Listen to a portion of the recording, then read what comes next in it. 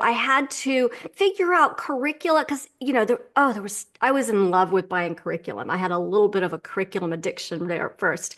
And I figured out along the way that I needed to choose curriculum that allowed my child to do her work independently.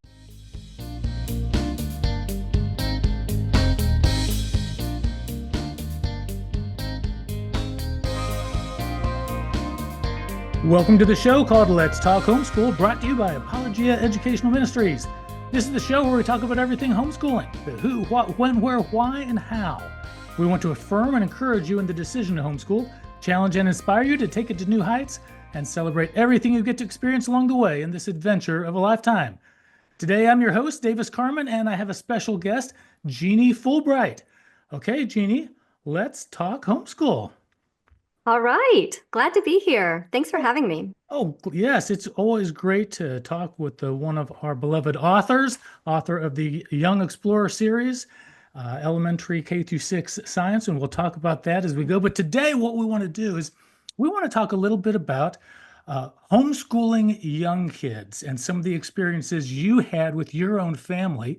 They've all left the nest now. So tell us a little bit about your family first. How many kids do you have? uh, a little bit of what they're doing now, and then we'll go back in time and talk about the old days. All right. Well, I have four kids. They're ranging in age now from 24 to 30, and I have two grandchildren. And my oldest is a mother, so she's a stay-at-home mom for with her two babies, 2-year-old and I guess about 8 months old now. And then my other three children, two boys and a girl, they all my children graduated from the University of Georgia, and they all the three younger ones are all software engineers. So that's what they're doing. They're building software. So it's a fun to watch them when they're talking to each other. I have no idea what they're saying. Well, congratulations on the grandkids. I know that's an awesome new phase for both of us. So Yes. homeschooling was a big commitment. And when you started in the early days, the 90s and 2000s, what kind of difficulties did you come up against, especially in terms of finding a rhythm that made sense for your family with young little small kids? Well, when I first started homeschooling, obviously I started at the very beginning and I started with just my daughter. And the hard part was, well, a little bit was, having the young children, and they needed mommy too. So I couldn't focus all my attention on this child who needed to be educated. So I had to figure out curricula because, I was in love with buying curriculum. I had a little bit of a curriculum addiction there at first.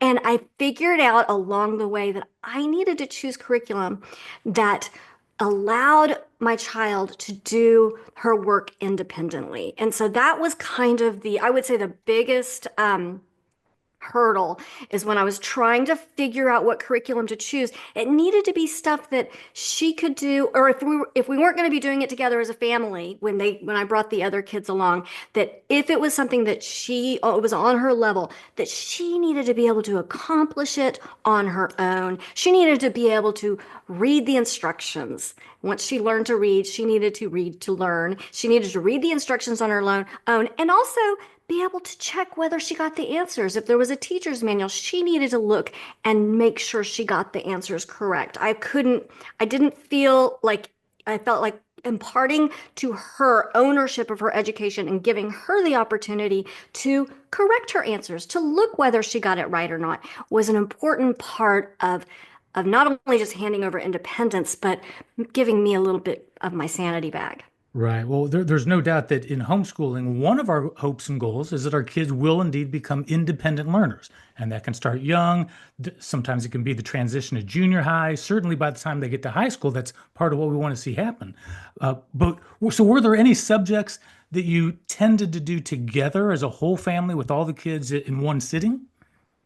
I would say the only subjects we didn't do together, um, we and in fact some of them we did, but like math Math, the children did separately, actually, but my boys were pretty close to the same level in math because I had one kind of a little bit of a slow learner, a slow developer. He's a brilliant person, but he just had some learning challenges. Um, he just took him a little bit longer to develop than the younger brother, and so I was able to put them together in both language and math, which are typically subjects that you separate your children. But we did Bible together, we did nature study, nature journaling, we did science, history, geography, obviously read alouds, the literature we did together. So we did art and music and all the study. We had so much fun. We loved doing things together, and that was my favorite thing, is for us to combine as many subjects and do family style learning on as much as possible. And so, although it was hard for my son who struggled learning, he had some learning challenges, learning difficulties, which he overcame eventually. But but it was kind of nice for I could put those boys together and have them learning together. So that was very helpful because it is challenging when you have different subjects and trying to juggle teaching all the different subjects is too hard, and you have to figure out a way to make it easy. And I figured out in math they could learn together because a lot of times math is just a repetition of the same subjects over and over again, and just adding a little bit more each year. So you could actually teach to the older child, and the younger child, if they need a little bit more practice, you can just add that in. Right. One of the things you're reminding me is that each of our kids is a unique individual. They're going to learn at different speeds. They're going to have different interests. And then they're going to have these fast tracks where suddenly it all makes sense and all the dots connect and they really take off. And that's fun to watch. But as a parent, homeschooling, we get to witness this and understand each of our kids again as a unique individual, so that you can do some things together, and then when it's time to have them do something independently. And yeah, you mentioned nature journals. We loved doing nature journals. That's such fond memories of the young kids doing that, as well as the read alouds. Rachel would sometimes read for 3 hours a day because she loved it, and the kids. I mean, what kid doesn't love to catch another chapter of another good story that you're in the middle of? So So uh, true, so true. fantastic. So uh, there's no doubt that in any family, and a family of four kids, you're probably going to run into some family conflict at times where they don't cooperate, or they just got to have a bad day, or you got some character issues. So what can parents do, again, with these young kids to foster some cooperation among the siblings, and to minimize some of the conflicts that are bound to come up when you start homeschooling? Well, believe it or not, I found that the more time my children spent outdoors, just out in nature, the better they got along with each other, and the better they were able to complete their work, stay focused on their work, and not fight with one another. The squabbling was definitely minimized. The more it was really converse, like how much time we spend in nature, how much time we spend indoors on equipment and computers. That was where the arguing and the squabbling happened. Another thing we did is I just tried to minimize competition. I think competition is just one of those things that can really begin to evaporate that unity.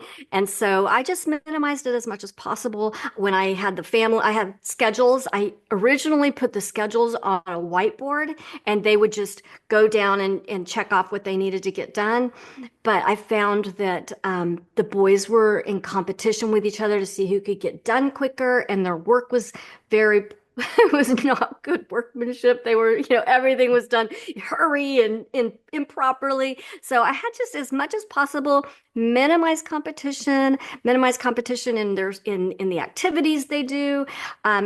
But definitely nature, spending time outdoors was a key to family harmony, family unity. And there's been a lot of scientific studies that show the evidence of spending time in nature on your emotional health, your emotional regulation, anxiety, and just your peacefulness. And it's just, I think that's, I would say, number one for getting your children just happier.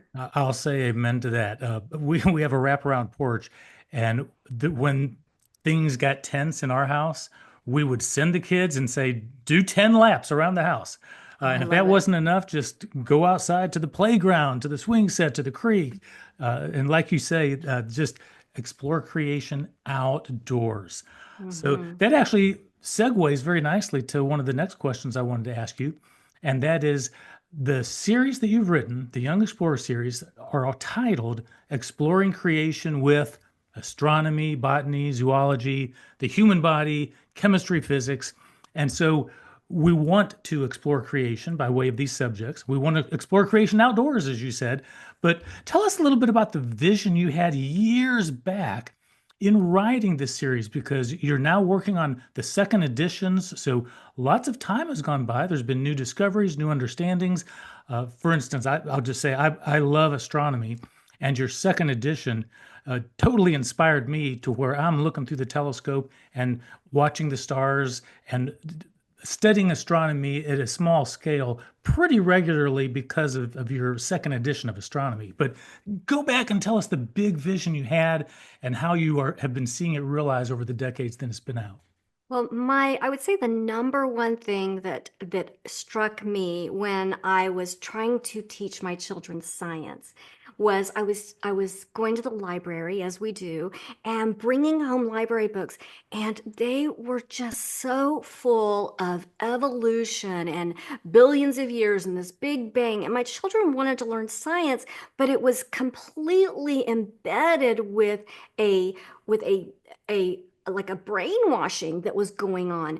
And I realized I want to teach my children deep science, real scientific truth. But I want them to also have an awe of God as the creator of every scientific fact. I want them, when they learn about something interesting in nature, they realize God did that. That's God. And so I started originally, there was just, I was concerned about my children wanted to learn about space, and I thought, oh, we're going to go get all the books. And then they were just being bombarded with all of this evolutionary content. And so I thought, you know what, I'm a writer, I will write, I will segue from my writing, because I was writing articles and contributing to magazines. I thought, you know what, I'm going to segue my writing, and I'm going to write a space book for them to do.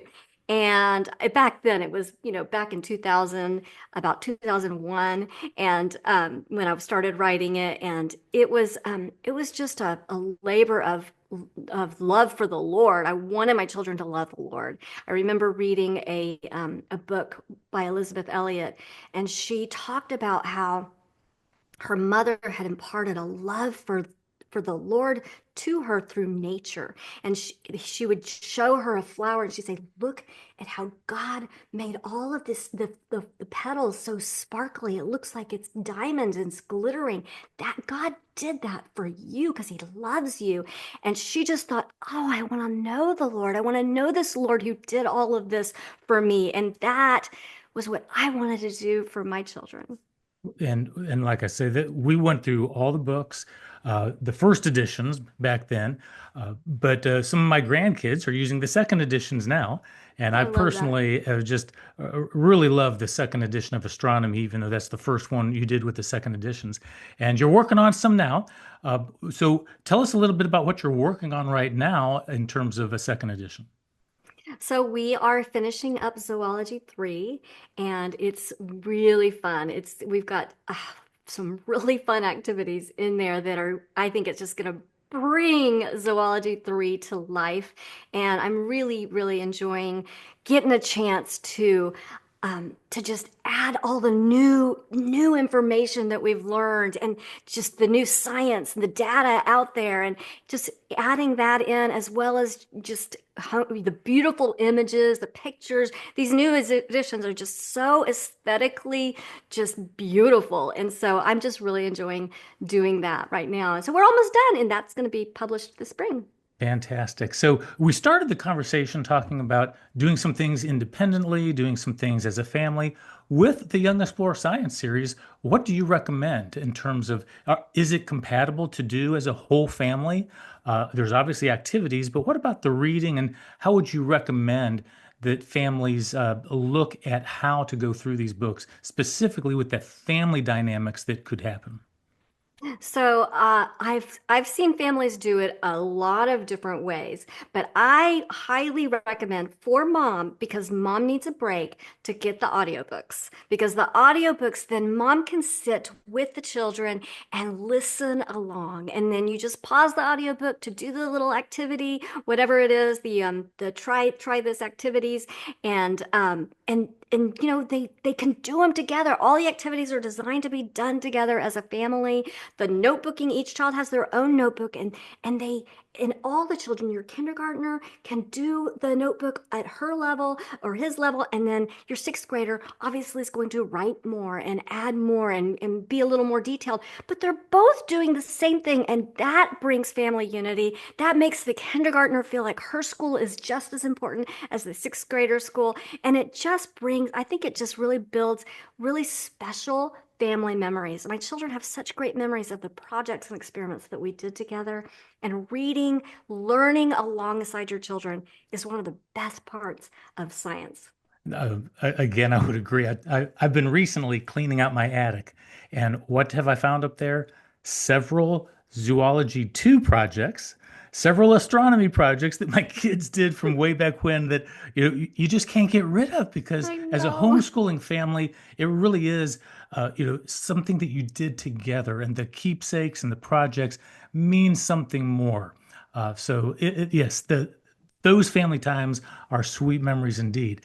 So we're talking about science, but earlier you did talk about some of the activities you did as a family, which were pretty varied: Bible, art, music, sports. There's so many things you can do together as a family. And homeschooling families tend to worry about, are we doing enough? And we can really push ourselves and be our own worst critics. So, how would you reassure families today about how much to do or how to temper that so you're not, beating yourself or thinking you're not doing enough?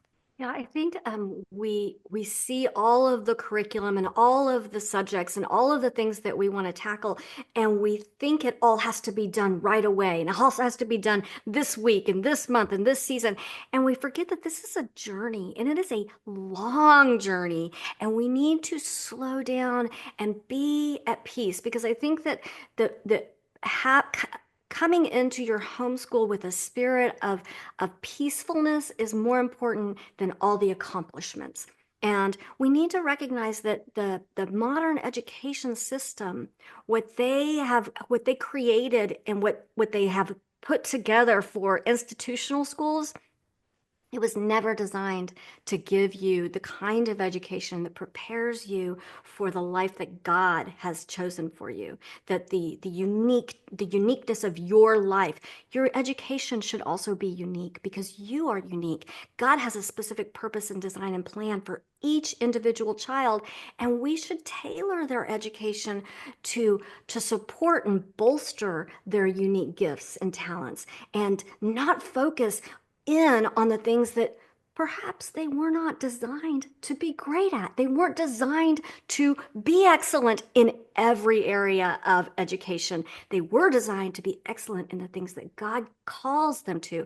And so I so many times I've seen parents so concerned of their because of their child's spelling or their child's math skills, and they forget that their child actually has gifts and talents. And yes, we should work on spelling, and yes, we need to work on math, but we don't need to burden ourselves that our children have to be performing at a certain level in every single subject. We need to be looking for where has God gifted this child, and how can I be used by God to cooperate with him in ushering this child on the journey that God has for them to fulfill the purpose that he has for them. Very well said. So as we begin to wrap this up, uh, let me start by having you tell our listeners how they can get in touch with you. How can they connect with you in person, virtually? What are some of the places that people can find you these days? Really, the best way is to go to my website and sign up for my newsletter, where I send out updates and my thoughts on homeschooling, and that I send out, try to send out every week. Not always does it go out every week, but that's really when you get one of my newsletters, if you just reply back to it, it comes directly into my main inbox, and I will respond directly to you. So you can email me. I am available by email. Another area, I'm on Facebook. I don't I don't even open Facebook very often, but I am there. I'm on Instagram. Don't open that very often as well. But I do often post on TikTok videos. I post homeschool content on my TikTok, and right now there's a homeschool conference going on TikTok, and so I'm speaking on various topics on TikTok. So really, just I would say my website and my email is the main way to contact me. And what is your website URL? JeannieFulbright.com. All right. So, okay, we're going to wrap this up now. What are some final thoughts or words of encouragement that you'd like to share that we didn't get around to in this discussion?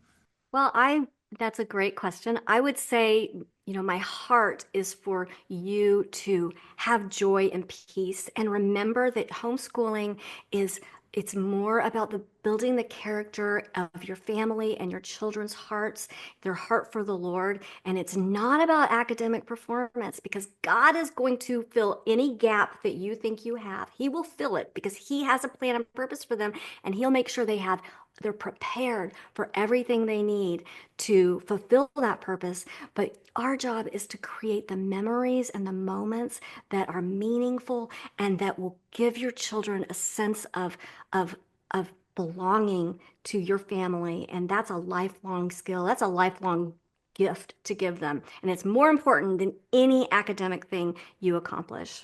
Well, Jeannie, it's always great to catch up with you. And listeners, it's time to bring this conversation to a close. So thank you all for listening. Thank you for watching. We hope you'll join us next time. This is Let's Talk Homeschool, brought to you by Apologia Educational Ministries. And I've been your host, Davis Carman, with our special guest, Jeannie Fulbright, author of the Young Explorer series, brought to you again by Apologia Educational Ministries. All right, everyone, have a great day. And until next time, we are walking by faith and enjoying the homeschooling adventure of a lifetime.